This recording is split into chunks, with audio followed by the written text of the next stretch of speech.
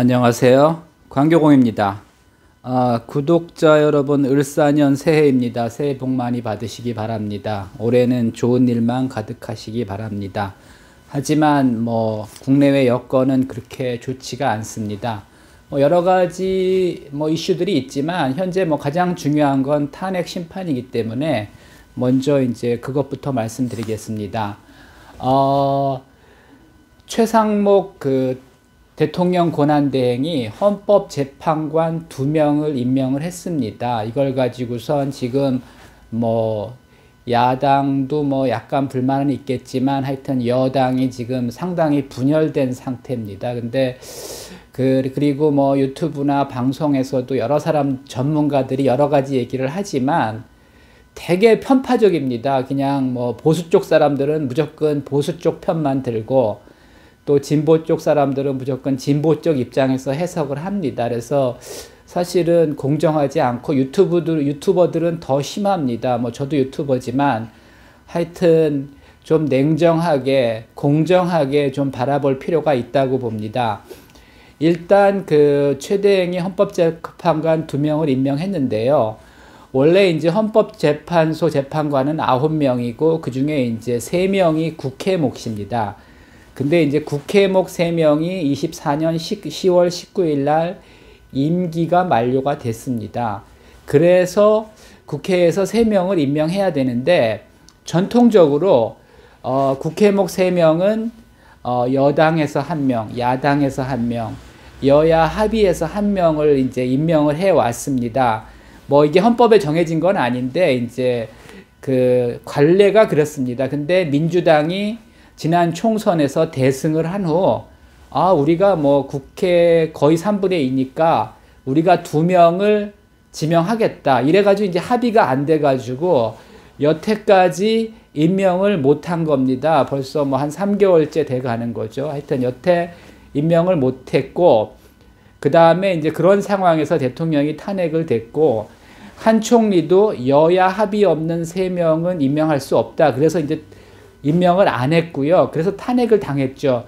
근데 이제 여러분들이 이제 오해하는 게 한 총리가 임명을 거부한 거는 이 3명의 후보가 이제 청문회를 했는데 여야 합의가 없는 3명이라는 거죠. 물론 이제 2명은 합의가 가능하지만 1명은 합의가 안 된 건데 이걸 임명하라 그래서 이제 거부를 한 거죠.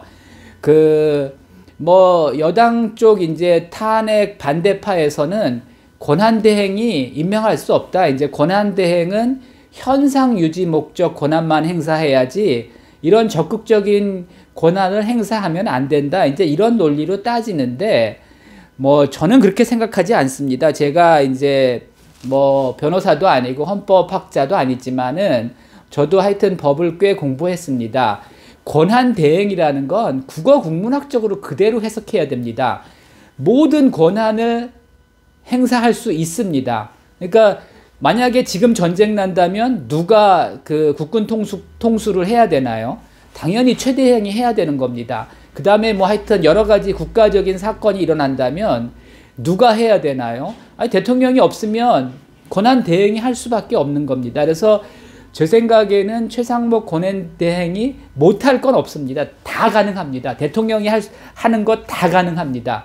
하지만 가능하면 이제 현상 유지 목적 권한만 행사하는 게 그게 이제 관례였고 또 이제 아직까지 임시직이기 때문에 권한대행이라는 거는 하여튼 적극적으로 행사하는 건 옳지 않죠. 하지만 상황에 따라서는 다 가능합니다. 안 하는 것과 못 하는 것은 차이가 있습니다. 못 하는 거는 아니고 웬만하면 현상 유지 목적 권한만 행사해야 되는데 지금 현재 상황에서 헌재가 제 기능을 발휘 못하면 우리나라는 헌정 질서가 무너지고 무정부 상태가 될 수가 있습니다. 이런 상황에서 안 하는 거는 말이 안 됩니다. 지금 최대행을 비판하는 여권 인사들이 굉장히 많은데 제가 볼 때는 임명할 수밖에 없는 거고 특히 이제 합의가 된 2명만 먼저 인사했다는 점에서 굉장히 현명한 제가 볼 때는 솔로몬의 선택이라고 봅니다. 저는 원래부터 이렇게 생각을 했었습니다. 물론 이제 한 총리 얘기도 의미는 있는데 그 말이 안 되는 거는 아니지만 현재 상황에서 무조건 거부하는 것은 하여튼 무정부 상태로 가는 빌미가 될 수가 있습니다. 그래서 일단 최대행은 일단 합의된 2명만 임명을 했고요. 그러고 이제 25년 4월 18일에 또 2명의 재판관이 임기가 만료됩니다. 이 2명은 대통령이 임명해야 되는 겁니다. 근데 이제 대통령은 지금 탄핵 상태이기 때문에 임명할 수가 없습니다. 그래서 당분간은 헌법재판관이 이제 8명으로 운영될 수밖에 없고, 8명이면 뭐 그 헌재법 23조 1항에 7인 이상이 심리하고 6인 이상이 인용해야지, 찬성해야지 이제 탄핵이 가능하다는 거에 전혀 문제될 게 없습니다. 그래서 아마 헌재는 25년 2명의 재판관이 임기 만료되는 25년 4월 18일 전에 탄핵 심판을 완료할 겁니다. 제가 볼 때는 이번 사건이 그렇게 복잡하지 않습니다. 굉장히 단순합니다. 오히려 이제 박근혜 대통령 같은 경우는 사실은 결정적인 잘못은 없었거든요. 근데 이제 뭐 언론과 하여튼 여론이 이거저거 하여튼 압력을 넣어서 이거저거 엮어서 탄핵 심판이 됐고, 탄핵 인용이 돼서 결국은 이제 파면이 된 거죠. 근데 이제 박근혜 대통령은 하여튼 결정적인 여러 가지 잘못을 했지만 사실은 결정적인 잘못은 없었는데, 그거를 하여튼 뭐 여론과 언론이 엮어가지고 결국은 이제 탄핵이 된 겁니다. 근데 이번 윤석열 대통령 탄핵은 아주 뭐 명백합니다. 제가 볼 때는 이게 내란죄가 되냐 안 되나, 이거는 뭐 여러분들이 이제 내란죄 그 조항을 형법 87조를 읽어보시면 알겠지만, 제가 볼 때는 내란죄를 적용하기는 약간 좀 무리가 있습니다. 근데 직권남용죄는 충분하기 때문에 저는 탄핵 심판이 인용될 거라고 보고요. 당연히 인용해야 된다고 생각을 합니다.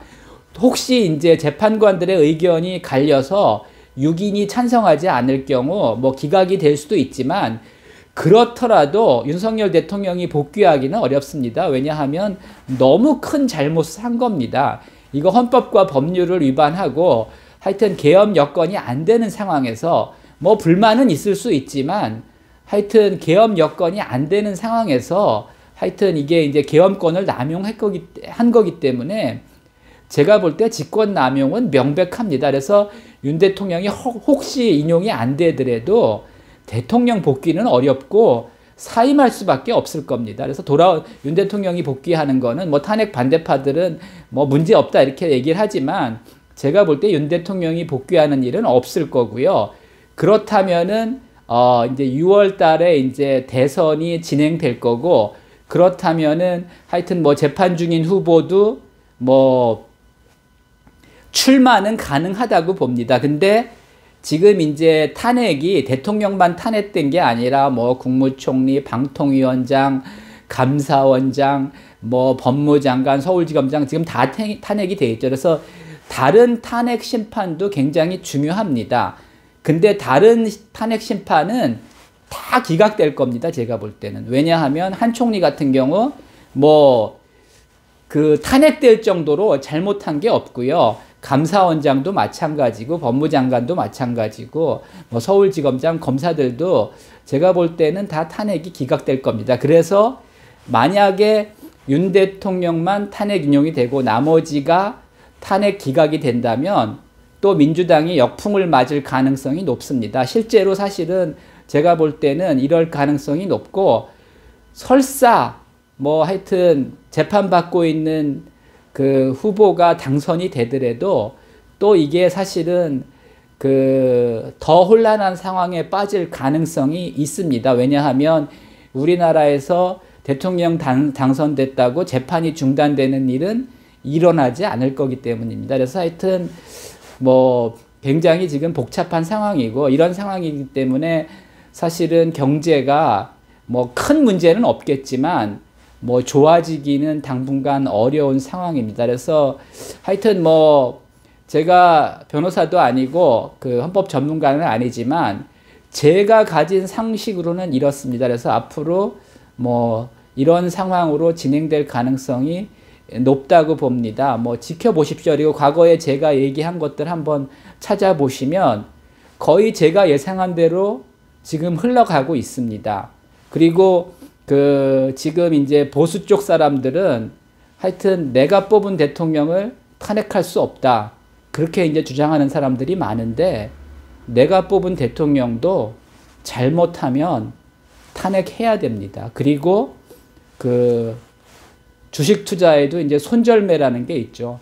잘못 투자했으면 손절을 해야지 손절 안 하면 점점 더 손실이 커질 수가 있습니다. 그래서 더 이상은 윤석열 대통령에 대한 미련을 갖는 게 좋지 않습니다. 내가 뽑은 대통령도 잘못하면 당연히 탄핵하는 게 저는 맞다고 봅니다. 참고하시기 바랍니다.